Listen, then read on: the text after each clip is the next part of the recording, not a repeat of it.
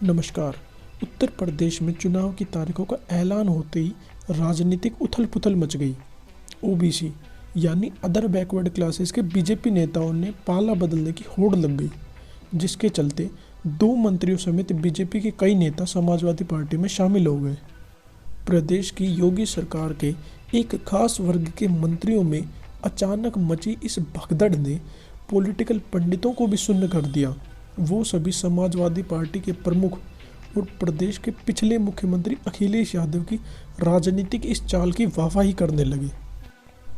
वो सभी पॉलिटिकल पंडित प्रदेश की जनता को बड़े बड़े टीवी चैनलों पर आकर बताने लगे कि कैसे समाजवादी पार्टी ने बीजेपी के बड़े ओबीसी नेताओं को अपनी पार्टी में शामिल कर अचानक अपनी चुनावी ताकत बढ़ा ली है।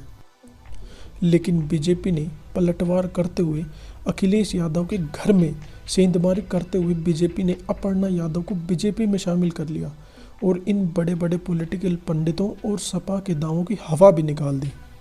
बीजेपी ने अपर्णा यादव को अपनी पार्टी में शामिल कर एक तीर से कई निशाने कर लिए हैं। मैं आपको बताता हूँ कैसे।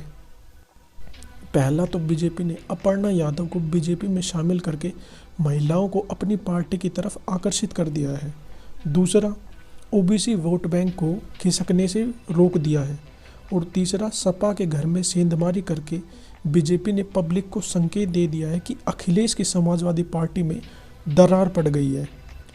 समाजवादी पार्टी ने यूपी विधानसभा के चुनावों के लिए जयंत चौधरी की पार्टी आरएलडी यानी राष्ट्रीय लोकदल के साथ गठबंधन किया था। गठबंधन की घोषणा होने के बाद से ही भविष्यवाणियां होने लगी थी कि पश्चिमी उत्तर प्रदेश में सपा की तरफ से मुस्लिम वोटर और आरएलडी की तरफ से जाट वोटर गठबंधन के पक्ष में दम दिखाएंगे और पिछले चुनाव में यहां से बढ़त पाने वाली बीजेपी का इस बार समीकरण बिगाड़ देंगे। दरअसल अखिलेश यादव और जयंत चौधरी ने यही सोचकर हाथ मिलाया था कि जाट मुस्लिम बहुल पश्चिमी उत्तर प्रदेश के इन दोनों वर्गों को साथ में लाया जा सके और साथ में लाकर बीजेपी के जीत के रथ को रोका जा सके।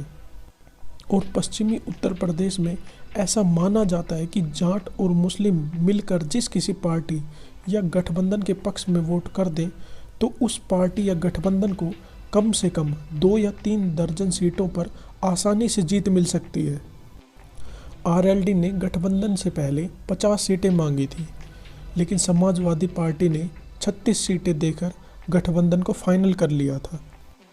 दरअसल आरएलडी का वोट बैंक माने जाने वाले जाट बागपत और मेरठ विधानसभा क्षेत्रों के एरिया में जाट अब बीजेपी का रुख करने लगे हैं। अब ऐसा क्यों हो रहा है आपको बताता हूँ। दरअसल समाजवादी पार्टी और आरएलडी में सीट बंटवारे के समय सिवाल खास सीट आरएलडी के पाले में आई थी, लेकिन आरएलडी ने वहां से अपने उम्मीदवार उतारने की बजाय समाजवादी पार्टी के नेता गुलाम मोहम्मद को वहां से टिकट दे दी, जिसके बाद से ज़्यादातर जाट वोटर बीजेपी की तरफ रुख करने लगे हैं जो पहले आरएलडी के सपोर्ट में थे। जाट मुसलमान को टिकट मिलने से बिदक गए हैं क्योंकि उस सीट पर जाट कैंडिडेट ही जीतता आ रहा है और अब ये सीट जाटों की नाक की लड़ाई बन चुकी है, जिसके कारण अब जाट सीधा बीजेपी की तरफ रुख तो कर ही रहे हैं, साथ ही आरएलडी के कई जगहों पर विरोध भी कर रहे हैं।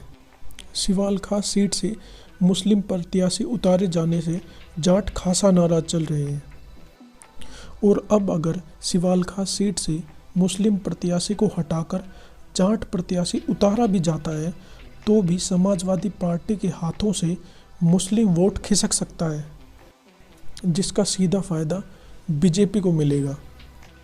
और जब से अखिलेश यादव ने विधानसभा चुनाव लड़ने का ऐलान किया है, यह तो बीजेपी के लिए सोने पे सुहागा हो गया है, क्योंकि अब उन्हें पूरे यूपी के चुनाव प्रचार के साथ साथ अपनी एक विधानसभा सीट पर भी प्रचार के लिए व्यस्त होना पड़ेगा, जिसके चलते बीजेपी को रोकना और भी ज़्यादा मुश्किल हो जाएगा। आपको क्या लगता है, क्या समाजवादी पार्टी और आरएलडी मिलकर जाट और मुस्लिम वोट बैंक का समीकरण बैठा पाएंगी या जाट पूरी तरह से योगी के पाले में आ जाएंगे? कमेंट बॉक्स में ज़रूर बताएं। अगर आपको वीडियो पसंद आई है तो लाइक करें, शेयर करें और चैनल को सब्सक्राइब कर दें। Thanks for watching.